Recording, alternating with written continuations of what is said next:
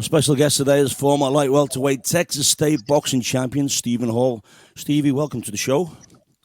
Joe, how you doing, mate? Good, mate. You're all right? Enjoying that Guinness there? You just played right there. Well, you know, we're born and raised in the coastal town of South Shields, near the River Tyne. Big Newcastle fan. That's why I brought you on to that song, Blade and Races. That's your anthem, right? That's like I've never heard it. I've never heard that song so long before, though. We sing it a little bit faster than that. All right, yeah. I'm not sure which version I found there for you there. So, what age did you take up boxing? I started boxing when I was 13 years old. Okay. I was a little fat kid and I wanted to lose some weight. So I went to the boxing gym because my neighbor was going to the gym, and I was like, yeah, let's go there, see if I can lose any weight. And the rest is history. Talk us through your amateur days in the UK when you first started out. How did you come to compete? Like I say, okay, so when you're boxing, when you first start boxing, you don't know what you're doing. You go in there, your first fight, and you're excited for your first fight, and you have this first fight, and then it comes to your second fight, and you know what you're letting yourself in for, and you're like, shit, do I really want to do this? Sorry for the language, buddy. Did you ever box in the ABAs back home? No. I'll be honest with you, I was in and out of it back home, you know. Yeah, okay. I never really had the commitment or the drive to do it. Right. It's when I moved to America. I boxed many times in England, but I was always in and out of the gym. I was nightclubbing too much. I know that feeling there. So when you left school, you trained in mechanical engineering. Then from 18 became a CNC machinist, which stands for Computerized Numerical Control. Listeners, CNC machinist. Right. Fancy, yeah. Fancy, yeah. So they make stuff for like the oil business, aerospace industry, right? Stuff like that. Make anything. Do you think whatever's in your car? I did a contract job up in Minnesota a year and a half ago or something, and what we were making there was actually when a car gets built, like Ford. Yeah. I'm sure you've seen it on the TV where they get put on pistons, they get ragged around to check the suspension. Yeah, we were making them up there. This became your trade, and this is what brought you to America. So tell us about your journey from South Shields to the United States. Let me tell you something, buddy. How do I do that? My journey. Do I really say this? Should I say this? I'm going to say it anyway. Right. I kind of came here working on I came on a holiday visa and stayed. Okay, all right. and then I fell in love and got married. Yeah. So now I'm all good, and I'm actually a US citizen right now. Yeah, married to the lovely Sandra, 2 beautiful kids. How old are the kids now? Sky and Sean? The kid Sean is about to turn 7 in April, and Sky just turned 13. Wow, Sky's a teenager already. 13 going on 21, buddy. I know, I'm going to have feeling. Mine's 10, she's getting there, so, you know. So did you just decide you wanted to box again when you moved to San Antonio? No, I got fat again, and I wanted to lose some weight. So what I did is, I was like, okay, I know what works for me. Boxing works for me. So I actually got to Google and see what gyms were close to by where I work, because I worked downtown in a machine shop. Yeah. And funny enough, I came at San Fernando, and I got in touch with them by an old guy called Joe Souza, and I believe you're familiar with that guy. Well, do you know what? Funny story. I first met you in San Antonio was in that gym, because my Irish mate Tim Rooney and me were looking for a boxing gym to work out in. And we were living downtown in an apartment there. And after looking online, we found the San Fernando boxing gym. Went over there and met Joe Souza, highly respected, legendary cutman. I mean, he's worked with Arturo Gatti, James Leija, Evander Holyfield, Klitschko Brothers, to name a few. Anyway, he said we could come in the gym and work out. And we showed up a few days later, and we were having to go on the bags when Joe sent you over to us. Do you want to take it from here? He pulled us to one side, didn't he? Have your mates been drinking or what? This thing like alcohol. So that's when I had to come over. You guys been drinking? I said, no, we had a heavy night the night before. That's what it was. I guess the smell of alcohol was just oozing out your pores. Yeah, we hadn't been drinking that day. I'd never even think about going to the gym after drinking, but we did have a bit of a session the day before. And, I guess that's the old stale ale. Yeah, my wife tells me I think of it a lot many times too. I also remember years later coming back from a lad's 5-day trip in New York and working out with you. And a few days before one of your fights, you were in peak condition. Like, what was I thinking? So 5 days with the lads in New York. I remember you did a few rounds with my coach, right? Yeah, I remember you coming in with the bucket. I remember that, yeah. I just had 5 days in New York with the lads. go straight in the gym to train with you. If you're not being sick after a workout, then you're not working out properly, right? Well, there you go. There, I'll take that. Yeah. So you won the regional Golden Gloves here. Was that round? I did. I won the San Fernando the regional, the novice. I joined in the novice. I won that, and then in the following year, I joined in the Open. And I'll be honest with you, mate, I won that too, but I got robbed blind. Yeah. So right then, there was a point when I was like, you know what? I'm not going to get punched for free no more. I'm going to turn professional. You turned pro 2008? I think it was 2008 or something like that, yeah. Yeah, because, I mean, you I've lost... been punched too many times in the head, I don't remember my name half the time. Well, you lost your first two as pro, but you came back. I lost my first two fights as a professional when I wasn't really meant to. Yeah, but you came back, though. And there was a point when I was like, you know what?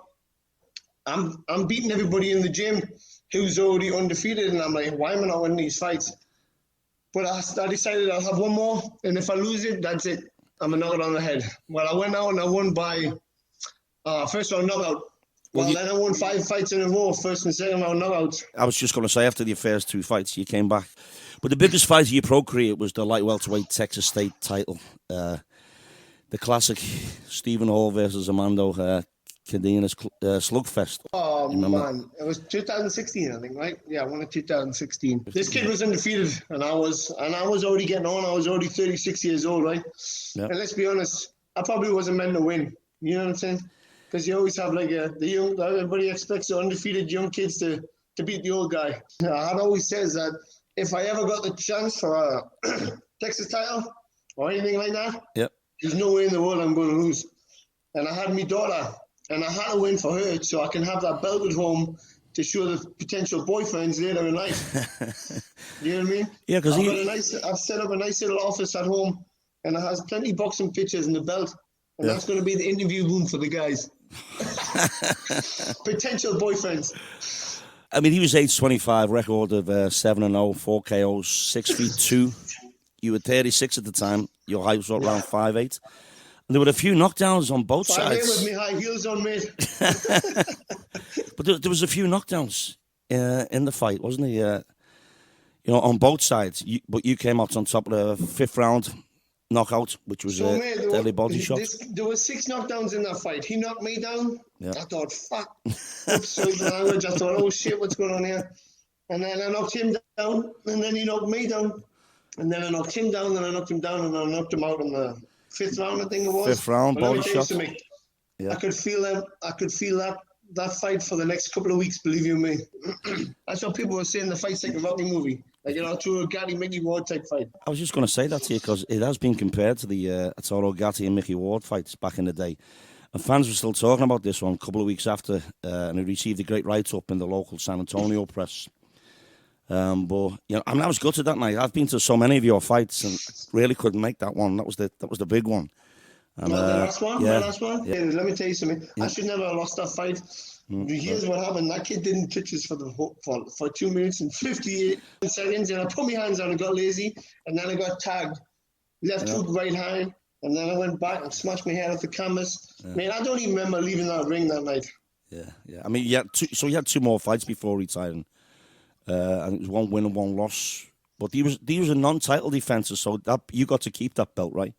I have the belt at home. You've got the belt at home still, yeah? It's got my daughter's future boyfriend's name all over it. What made you decide to call it a day?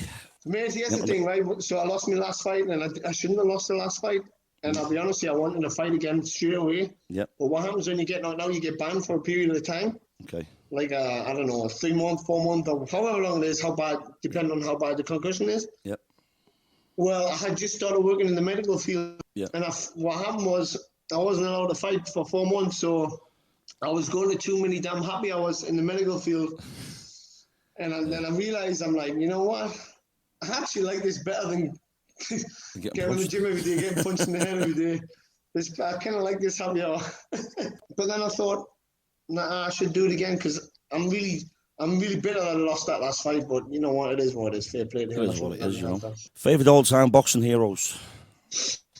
Oh, man. So my favorite fighter of all time is actually Juan Manuel Marquez. I love the way he's fight. I love his style. We have to love Ricky Hatton, right? I used to go follow Ricky Hatton. Yeah. So when I moved to Texas, I'd go to Vegas to watch him fight. I went to fight Mayweather, Castillo, Pacquiao. So Mickey Hands, that guy can sell a fight, right? Yeah. But yeah, I mean, one man more is my favorite fighter. Now, I know you're back working as a CNC machinist again, but you've also ventured into the medical field. So, are you still doing that, the medical stuff as well? Mate, I have a little business doing medical supplies for doctors' offices and stuff like that. But even when I was boxing, I used to work a full-time job in the CNC machining. That's why it was so tough for me. Mate, I would wake up in the morning, go run, and then I'd go work in a machine shop with no bloody air conditioning for 10, 12 hours. Then I'd go to the boxing gym for 3 hours. And then I get home about 7:30 at night, mate. I was shattered. Yeah, I can imagine that. So and I did that all the time, you know what I mean? No, I've known you a long time, mate. You know, you're a hard-working lad. I've known you, 15 years now, you know. I've known you probably about 15 years. Yeah. Do you ever see yourself... You still never bought us a pint yet? Speaking of, mate, I'm drinking the Guinness right now myself. Yeah, we're on like a Zoom thing here, listeners, so but, we can see each other, and he's got a pint of Guinness here. Yeah, but he's retired, but... Do you ever see yourself going into coaching, Steve, depending on your busy work schedule? I don't know if you've seen my little post I put on Facebook the other day. I started training my son. Check this out. My son is a natural lefty. I've seen it, yeah. And the boy's got some natural talent. I've only been teaching him maybe 5 times max. And the kid's got it down already. He's only 6. Yeah. So I'm actually me and a friend right now. We're actually talking about opening the gym. Okay. A friend of mine called Phil Crow. We're looking at opening the gym. He's an ex-powerlifter. Yeah. So he's doing some powerlifting, and I was going to run some boxing fitness classes, and some probably boxing as well. But the problem is when you get involved in boxing again, and you become a boxing coach, mate, it takes up all your time away from the family. It is a lot of time, yeah, I know. Like, you don't understand them boxing events on a Saturday. That's an all day event. That's an all day thing. Yeah, because I know you're a big family man. You like to spend time with Sandra and the kids. I see what you mean there. Yeah, it's just fitting the time. But we are trying to open a gym. I say we're trying to open a gym. We just got to start. We've talked about it many times, but we kind of talked about it more last week. And I'm saying, because now I'm working the day shift, I'm ready to do it. Yeah. Because I'm kind of getting that buzz again. This always happens to us. I get that itch again, and I just got to do stuff. Yeah. And I know having a family around the boxing gyms is good for them too, you know what I mean? Yeah. They grow up in the fitness world. My daughter just came in right now. She's just been to cheerleading class. So we got to keep these kids keep them fit. Exercising and in shape. No, come on, give me 20 push-ups. How do you think the sport is now with the ever-growing popularity of MMA, UFC? I mean, I'm old school. I still prefer the boxing. I don't really like that. MMA. The only thing I watch is that Conor McGregor because he's funny. Okay, yeah. He's funny as hell. That guy if anybody can sell a fight better than Floyd Mayweather, it would be him. Yeah. I mean, I'm old school. Let me tell you something. There's a lot of good boxers in San Antonio. A lot of good boxers. Young kids just coming through the ranks right now. There's already a few of them got some belts out there. Mario Barrios, you got Joshua Frango, his younger brother Bam, you got Ken Lucas Neri, man, you got a lot of good people. Yeah. Armando Cardenas just won a belt. Let me tell you something, San Antonio has got many future world champions coming up, trust me. Yeah. Yeah. I mean, I haven't been to any events since you stopped fighting. The San Fernando gym, did that close for good or did it move? They moved location. So it's still it's still there. Well, actually, I think it's called Jesse James Leija gym now. Although Leija has his own gym. No, that building got renamed by the city Jesse James Leija gym. Okay. But they moved, and it's back. I think it's back being called San Fernando. Yeah. But they moved like a couple miles down the road. Yeah. I mean, I live on the north side. I used to drive down the south side every damn day to go to the gym. That's a dedication right there, buddy. Well, Steve, it's been a pleasure, mate. Thanks for joining us, sharing your story. Come down to Waxes. We're open again now. And come down one night. We'll have a few. I will do. We'll have to come down on Saturday night and get a babysitter. Actually, my daughter's old enough to babysit now, 13. That'll be good. It'll be all good. That was Steve. It costs me too much money when I go down there, though, Joe. I spend a fortune. I know. Maybe I'll come up to you this time. It's about time I change and come up to your end. I still have that Winchester card. Oh, there you go. We'll go there. I know. We'll go there, spend that gift card. That was Stephen Hope. Cheers, mate. Thanks for joining us. Thanks. Appreciate it. Appreciate it, man. Thanks. Thank you.